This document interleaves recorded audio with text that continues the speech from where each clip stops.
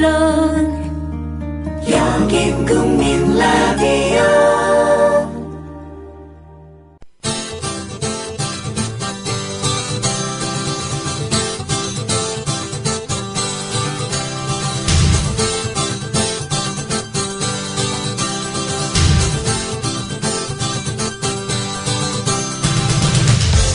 투박하지만 정직하다. 비평을 비평하는 남자 서영석. 그가 바라본 세상. 사설과 칼럼을 통해 오늘을 짚어본다. 서영석의 라디오 비평. 안녕하십니까, 서영석입니다. 박근혜 정권의 숨은 실세로 소문난 정윤회 씨. 만만회의 그 회자입니다.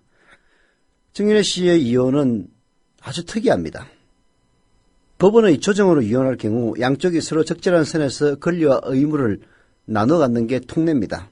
그런데 정윤회 씨의 경우에는 아주 일방적으로 당하기만 했습니다. 자녀의 양육권은요, 부인 최 씨에게로 넘어갔습니다. 그리고 위자료 청구나 재산 분할 이뤄지지 않았습니다. 비싼 승마용 말을 3마리나 사주며 애지중지한 딸이고 두 사람의 주요 재산은 대부분 부인의 이름으로 되어 있습니다. 그런데 양육권 부인에게 그냥 넘어갔습니다. 그리고 부인 이름으로 된 대부분의 재산 분할하지 않았습니다. 겉으로만 보면은 자식도 뺏기고 재산도 뺏긴 셈입니다.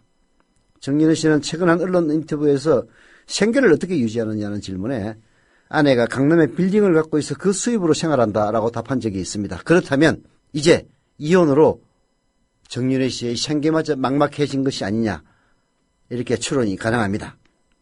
결국 정윤회 씨가 얻은 거라고는 결혼 기간 중에 있었던 일들을 다른 사람에게 누설하지 않기로 한 게 전부입니다. 이것 또한 특이합니다. 재벌이나 연예인도 아닌데 정윤회 씨가 그토록 지키고 싶어한 비밀이 도대체 무엇인지 세간의 의혹이 쏠릴만 합니다. 남의 사생활을 엿보고 싶은 충동이 아니라 정윤회를 둘러싸고 끊임없이 이어진 국정개입 논란 때문입니다. 최근에만도 문창극 국무총리 후보자 추천설, 박지만 씨 미행설, 딸 성마 국가대표 선발 특혜설 등이 불거졌습니다. 때마침 대통령 측근 비리를 감찰하는 특별감찰관 후보가 추천됐습니다. 국회가 11일 조균석 이화여대 교수, 그리고 민경한, 임수빈 변호사 등 3명을 박근혜 대통령에게 추천했습니다. 박 대통령은 이들 가운데 한 사람을 지명하면 국회 인사청문회를 거쳐서 특별감찰관으로 임명하고 활동을 시작하게 됩니다. 장관급 대우를 받는 특별감찰관은 3년 임기 동안 30명의 조사관을 지휘해서 대통령의 사촌인의 친인척과 청와대 수석비서관급 이상의 간부, 비위를 감시하는 역할을 맡습니다. 범죄 혐의가 발견되면 검찰에 넘깁니다. 물론 지금 특별감찰관에 관한 법률은 불완전합니다. 수사권도 없고 기소권도 없습니다. 범죄 혐의가 발견되면 검찰에 그냥 넘기기만 할 뿐입니다. 그리고 그 대상도 그야말로 친인척에 국한됩니다. 청와대 수석비서관급 이상에게 국한됩니다. 공직자에게로도 확대를 하고 그리고 정치권으로 확대하는 이런 특단의 조치가 있어야 된다는 여론이 높은데요. 현재의 법규 안에서라도 지금 특별감찰관이 해야 될 공식 업무의 첫 임무는 정윤회를 조사하는 게 아닌가 하는 생각이 듭니다. 정윤회 씨 최근 인터뷰에서 특별감찰관이든 청와대 민정수석실이든 정부가 공식적으로 조사해달라고 스스로 요청한 바도 있습니다. 그야말로 특별감찰관의 첫 임무로는 재계가 아닙니까? 제 생각과 동일한 이야기라서 오늘 한겨레신문 김의겸 논설위원회 정윤회와 특별감찰관 칼럼을 소개해드렸습니다. 라디오 비평 시작합니다. 함께하고 계신 방송은 정치평론가 서영석 미디어협동조합 이사장이 진행하는 라디오 비평입니다. 지상철 조합원 신청 광고입니다. 강화대교 앞에서 개념 부부가 만드는 개념 곰탕, 연지연 곰탕. 연지연이란 가마솥의 장작불로 온종일 구워내는 곰탕을 서로 나누어 이어지는 인연이란 뜻입니다. 연지연 곰탕이 민주주의를 열망하는 조합원 여러분과 국민의 건강을 책임지겠습니다. 곰탕 포장 판매는 한 팩 800g에 7,000원이며 7팩 이상은 무료 배송으로 드립니다. 연지연 곰탕은 강화대교 입구에 위치해 있습니다. 단체 주문 예약 및 포장 주문 전화번호는 010-7252-1114, 010-7252-1114, 031-989-9968. 조합원 단체 예약은 10% 할인해드립니다.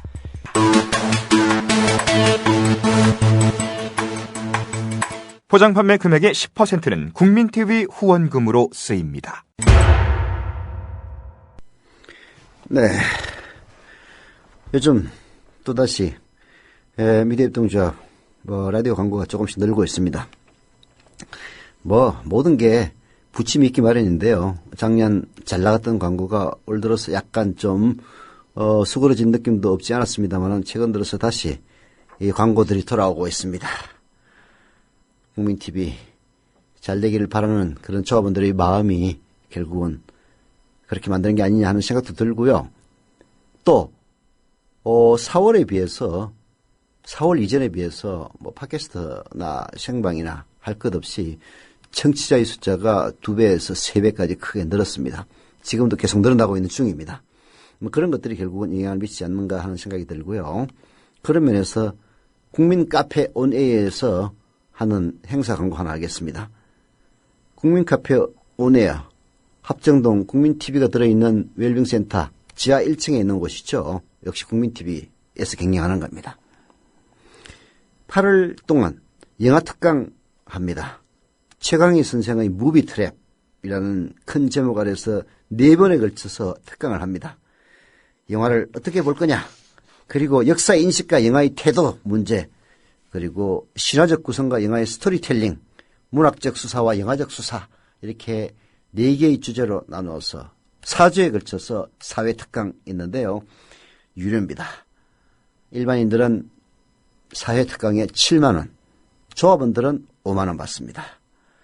8월 3일 일요일부터 매주 일요일 오후 3시부터 6시까지 3시간 동안 총 4회에 걸쳐 시청각 교육으로 진행이 되는데요. 아주 우리 조합원 여러분들이나 청취자 여러분들의 교양을 올릴 수 있는 절호의 기회가 아닌가 하는 그런 생각이 됩니다. 선착순 50명입니다. 그리고 전화 02-3144-3917 전화하시면 김재현 매니저가 친절하게 받습니다. 입금 이런 문제는 우리 김재현 매니저에게 문의하시면 됩니다. 최강희의 무비 트랩, 많은 강의 시청 바랍니다. 최강희 선생은 국민라디오 최강희의 영화 세이킷 진행하고 있고요. 전 YTN 기자, 그리고 필름 2.0 온라인 편집장을 역임한 바 있습니다. 아주 훌륭한 분이죠. 네. 자, 오늘 이 한국일보가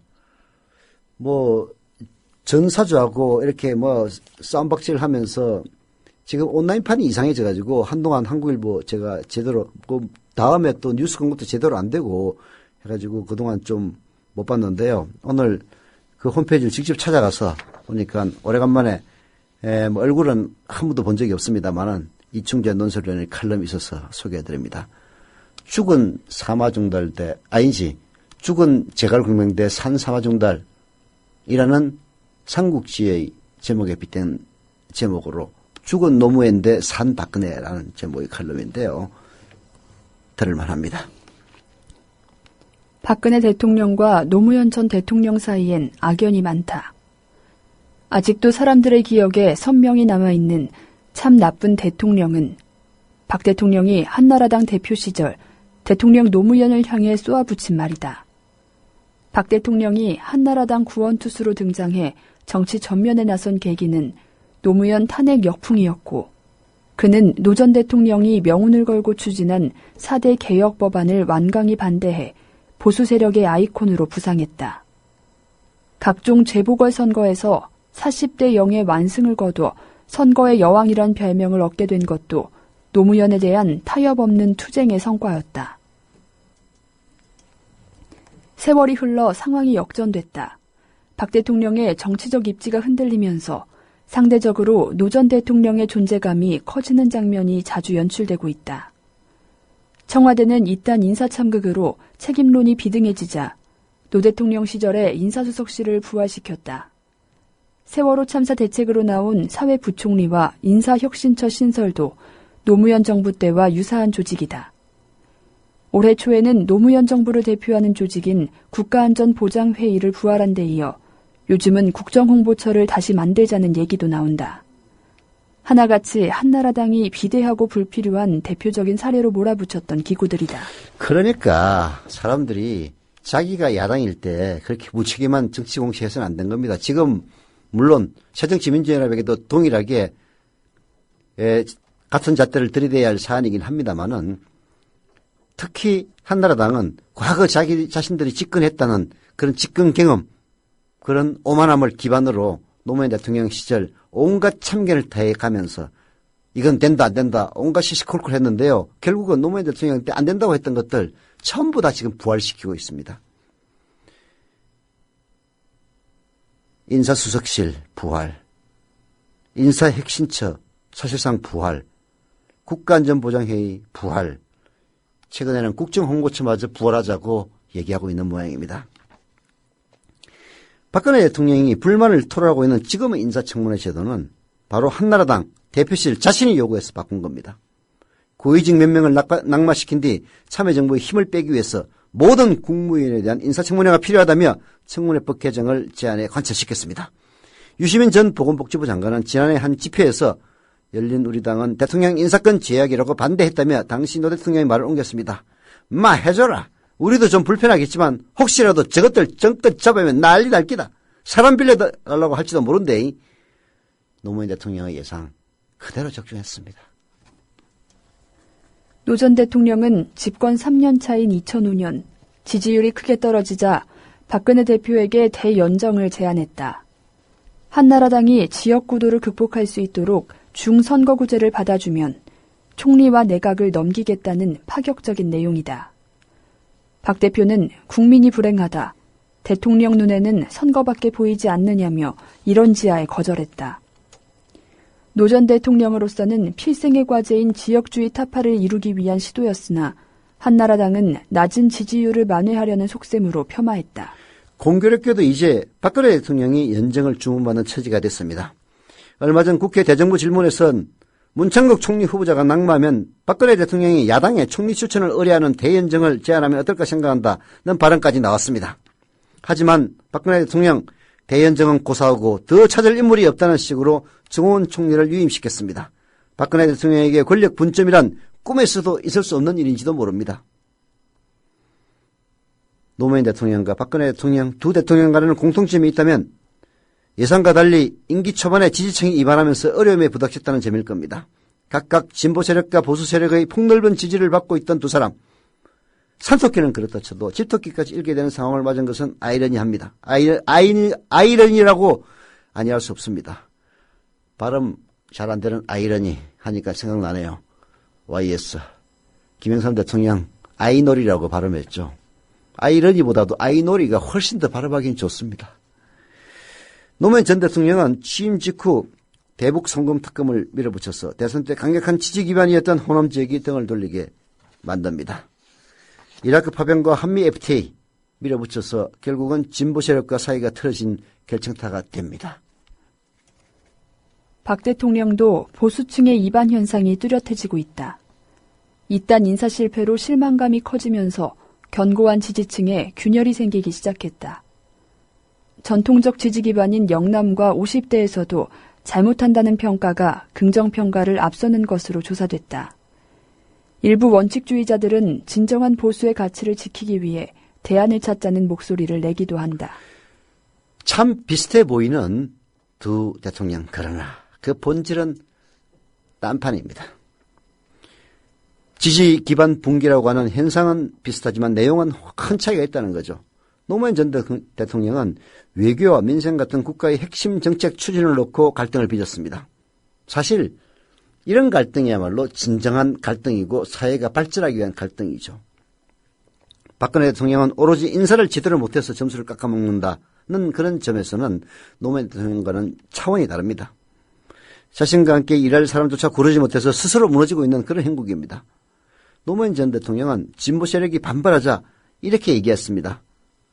이 나라는 진보 좌파만 사는 나라가 아닙니다. 보수 우파도 살고 중도적인 사람도 사는 나라입니다. 이렇게 얘기했죠. 박근혜는 어떻습니까? 아무리 봐도 노무현 전 대통령이 박근혜보다는 한 백수 위가 아닌가 하는 생각이 듭니다. 예, 한국일보 이충재 논설위원의 칼럼 죽은 노무현 대 산 박근혜, 비슷하면서도 다른, 따지고 보면은 그 가치에 있어서는 비교가 안 되는 두 사람에 대한 평가였습니다. 동아일보 해직 언론인의 모임인 동아자유언론 수호투쟁위원회 김종철 위원장.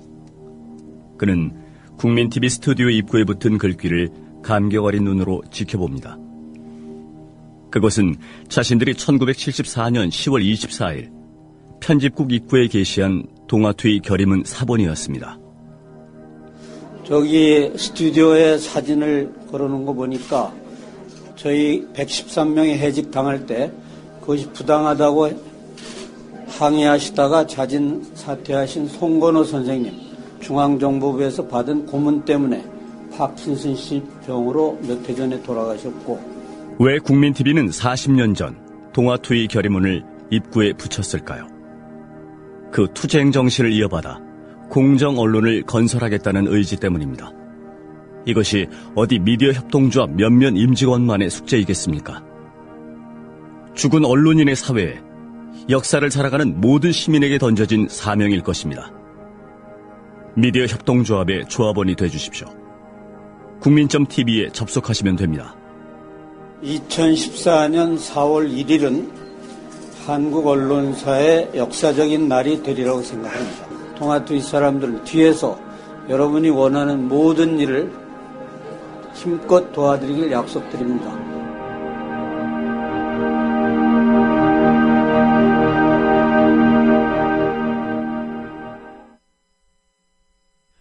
네, 부산 서구 아미동 이가의 파워 PLH님 조금만 감사드립니다.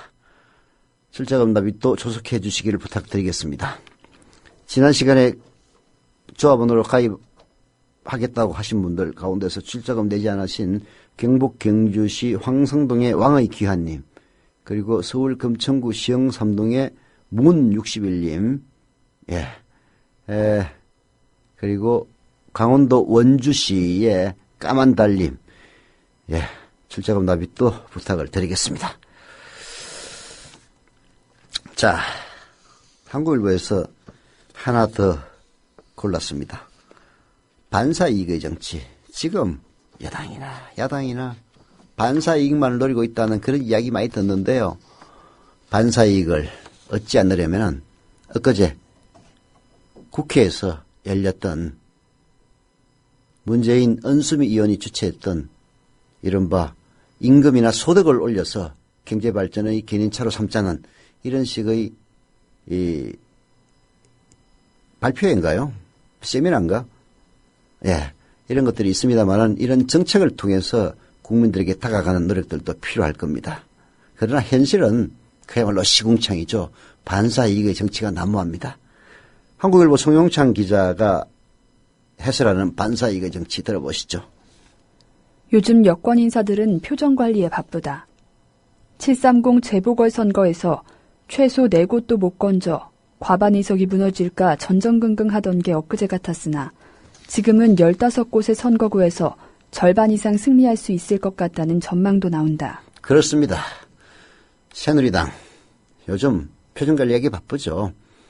세월호 참사 이후에 떨어졌던, 박근혜 인사참사로 떨어졌던 지지율을 생각하면 15곳 중에서 서너 곳도 건지기 힘들다, 이런 비가 눈이 우시했습니다만 최근 들어서는 잘하면 절반이 아니라 아예 그냥 싹쓸이도 가능하겠다는 그런 성급한 전망마저 나오고 있는 상황입니다. 왜 그렇게 됐습니까? 상황이 이렇게 표변한 이유는 야당이 밥상을 스스로 걷어찼기 때문입니다. 이런 해석에는 여당뿐만 아니라 야당에서도 대체로 동의하는 분위기라고 합니다. 새정치민주연합이 공천 과정에서 일으킨 잡음을 두고 나오는 말인데요. 2012년 4.11 총선 때도 익히 봤던 풍경입니다. 개파간 쟁투는 격렬한 반면 지도부의 리더십은 극히 취약한 야권의 약점이 공천을 통해서 어김없이 드러난 겁니다. 특히 야권의 유리한 선거에서는 공천만 받으면 금배지를 달 수 있다는 기대감 때문인지 공천 갈등은 인정사정 볼 것 없이 노고라 합니다. 이게 바로 지금 새정치연합의 현주소입니다. 야당이 밥상을 여당에 내민 격이나 원래 이 밥상도 따져보면 여권이 차려준 것이었다. 2명의 총리 후보자가 잇따라 국회 인사청문회 문턱도 못 넘고 자진해서 낙마하면서 여권이 세월호 참사 극복은 고사하고 인사파동의 늪에서 스스로 헤어나오지 못했기 때문이다.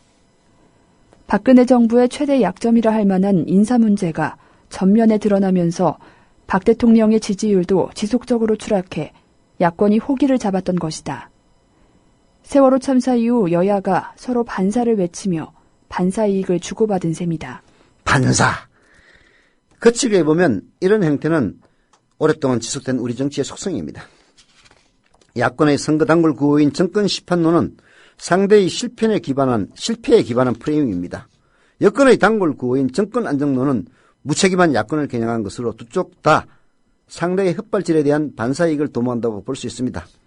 이런 공방 속에서 유권자들도 최선을 선택하기보다는 울며 겨자 먹기로 저 인물이 되는 것은 막아야겠다는 심정으로 투표장에 가는 것 아닐까요? 지난 대선도 누가 더 호감을 얻었느냐가 아니라 누가 더 염증이 컸는지 여부로 승패가 갈렸다는 게 송영찬 기자의 개인적인 판단이라고 합니다. 물론 여기에는 동의할 수 없습니다만은 이런 해석도 있습니다. 실제로는. 상대에 대한 염증을 부추기는 이 반사이익의 정치가 구조적으로 고착한 게 아니냐. 그런 걱정마저 앞섭니다. 반사이익의 정치 구도하에서 점수를 따는 합리적인 전략은 간단하다. 상대 실수를 부각시켜 성토하거나 아니면 가만히 있기다. 다만 상대 실수에 너무 과민해서 대응하면 또 다른 헛발질이 나올 수 있고 가만히 있다 보면 상대 실수가 묻힐 수 있는 일장일단이 있어 논쟁의 여지는 있다. 진보층 강화냐 중도층 확대냐식의 야권의 해묵은 노선 갈등도 그 속내의 정치 행보를 들여다보면 이런 류의 논쟁과 다를 바 없어 보인다. 여권도 굳이 무리하게 일을 벌이기보다는 가만히 있는 것이 현명할지 모른다.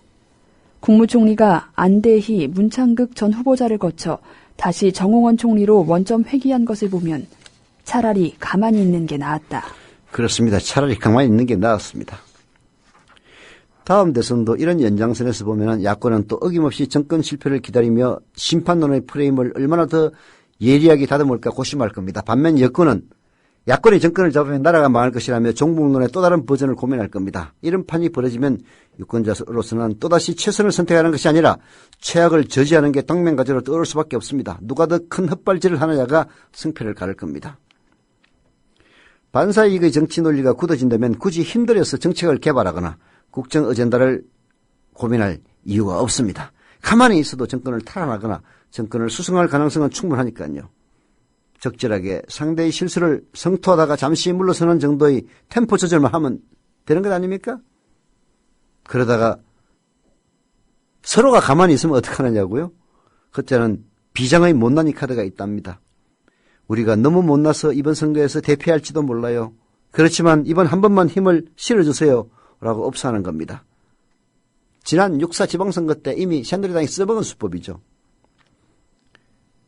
서로가 더 못났다고 경쟁적으로 몸을 낮추는 전략인 건데 벌써 730 재보궐선거에서 여야 모두 그런 단계로 접어들고 있는 게 아니냐.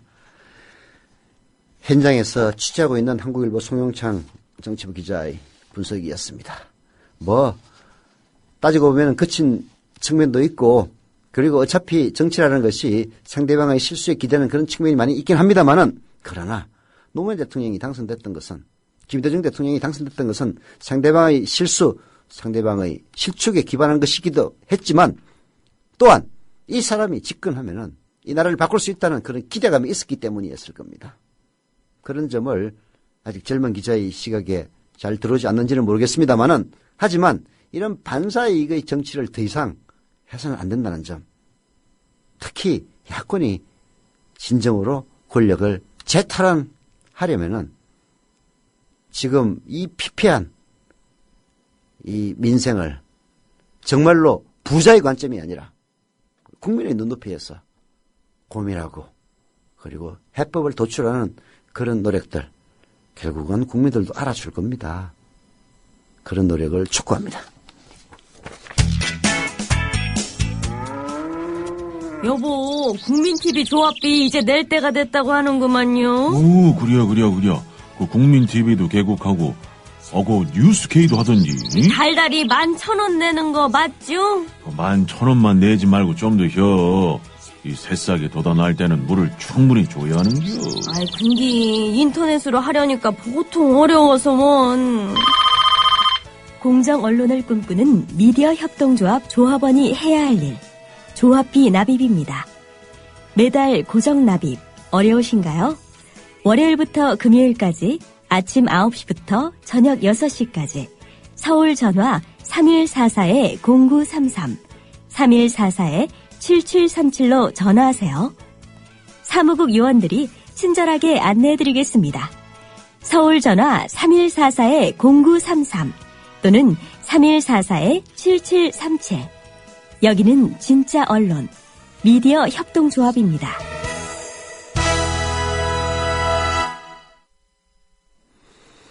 네. 경기 화성시 동탄 원천로의 삼류 기자님. 닉네임이 아주 좋네요. 삼류 기자. 삼류 기자도 못된 사람이긴 합니다만 저는, 조합원가에 감사드립니다.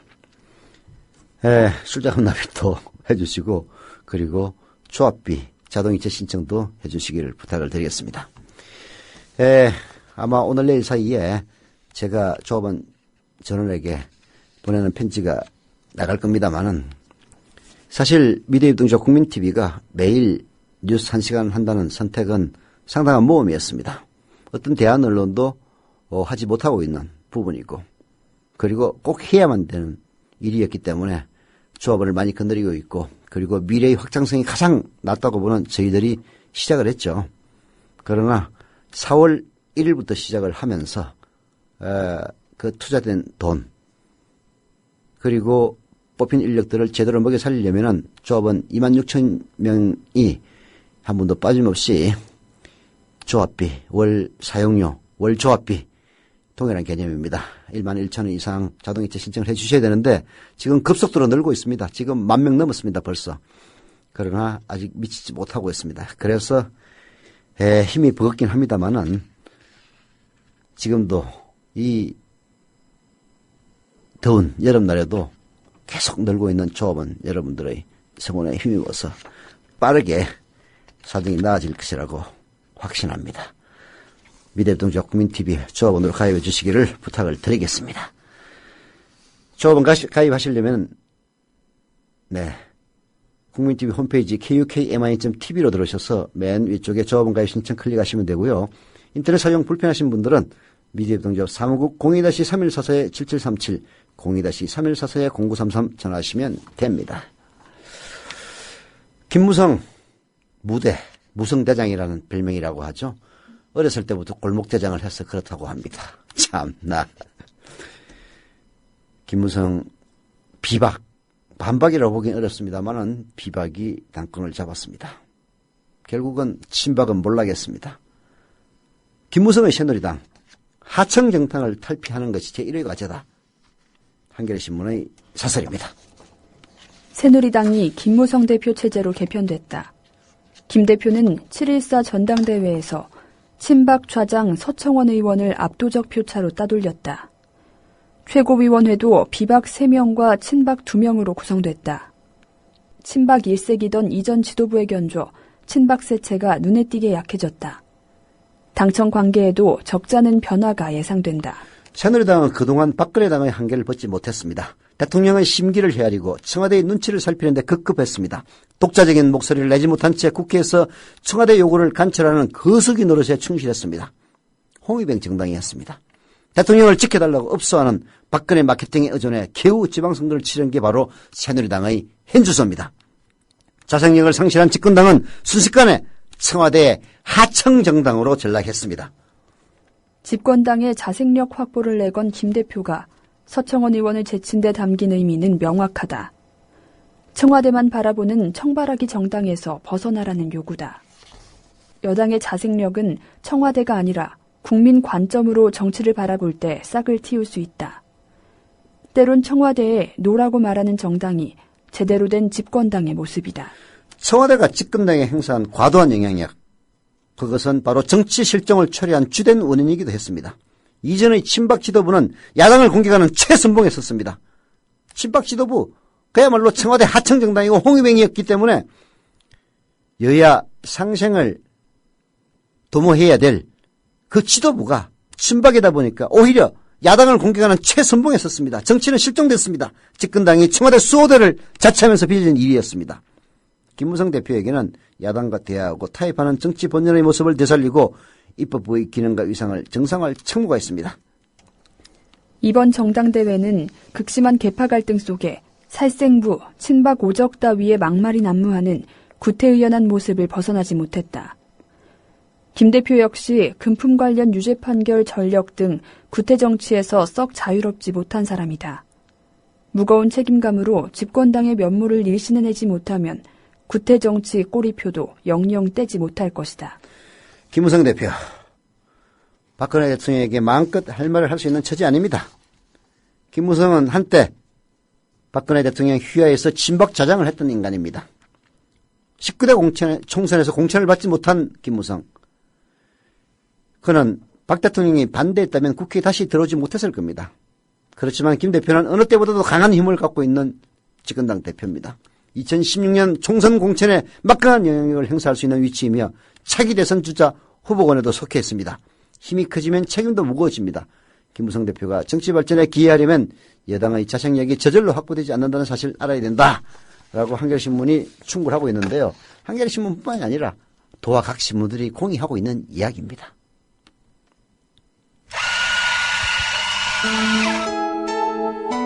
조합원을 위한 만남의 공간, 국민 카페를 아시나요? 질 좋은 원두로 만든 커피, 그리고 다채로운 음료는 기본이고요. 각종 공개 방송, 우리 사회의 건강한 지식인이 펼치는 따뜻한 특강이 펼쳐지고요. 저는 저 목사님이 신도들 많고 믿으십시오 할 때라든가 정부의 논법은 믿음의 문제가 아니고 특히 이 안보는 하나의 수리자 학이다. 즉 과학이라고 얘기를 했습니다. 특히 차재민, 김민기의 DD쇼가 열리고요. 지금은 굉장히 자유인 같은, 자유롭고 내가 한 시민으로서 내가 어떤 말이든 할 수 있는 사회가 됐으면 좋겠고. 서울 마포구 월드컵로 37 미디어 협동조합이 세운 카페, 국민 카페로 여러분을 모십니다. 경기 남양주시 별내면에 노자강님 조합원까지 감사드립니다. 광고하겠습니다. 돌아온 오해숙 생활단식 광고입니다. 다이어트는 제가 말할 필요도 없이 경험한 바고요. 예, 아주 건강에 좋다는 것은 말할 나위도 없습니다. 오해숙 생활단식에서 이번에 지사도 모집한다고 합니다. 대한민국 성인 남녀의 최대 관심사의 중인 하나인 비만과 성인병 예방에 좋은 단식, 적은 자본금으로도 사업을 시작해 볼 수 있다고 합니다. 문의 전화는 010-2013-8575, 010-2013-8575. 예, 2013년 바로 치료 이렇게 외우면 되더라고요. 오해석 생활단식으로 연락 주시면 됩니다.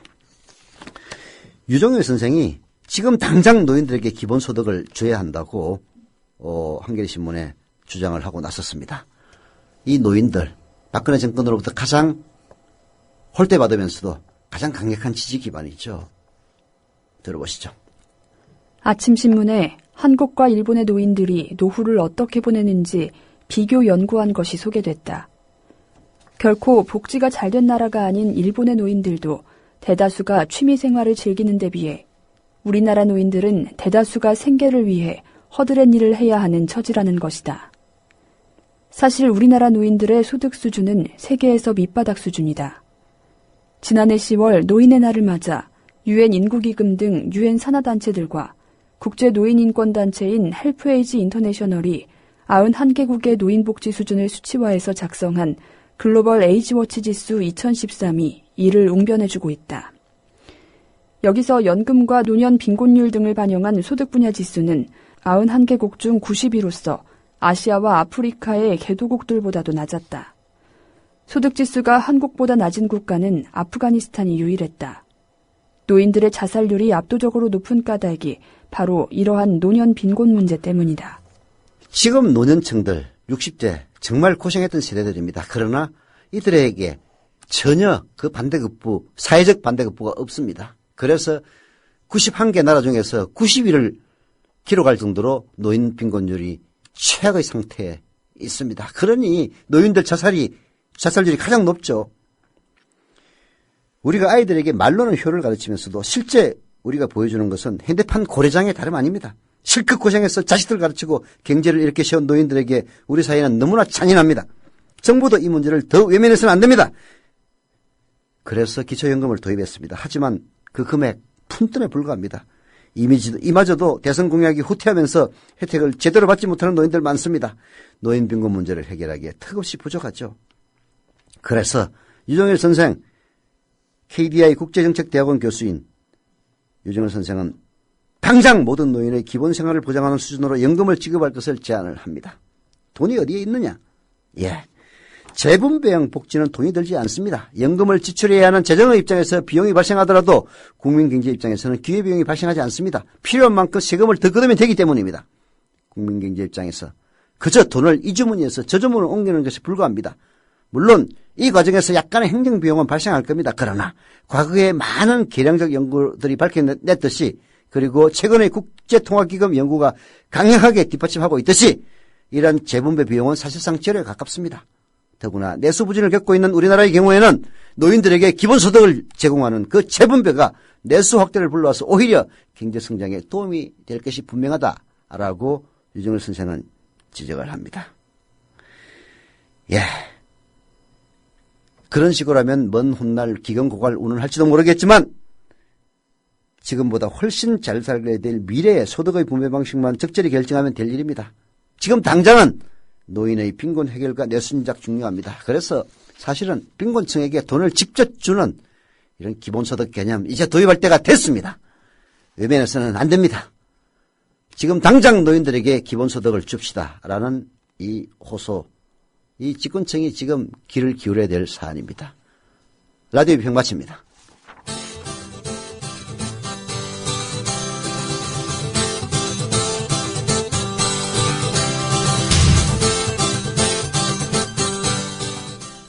야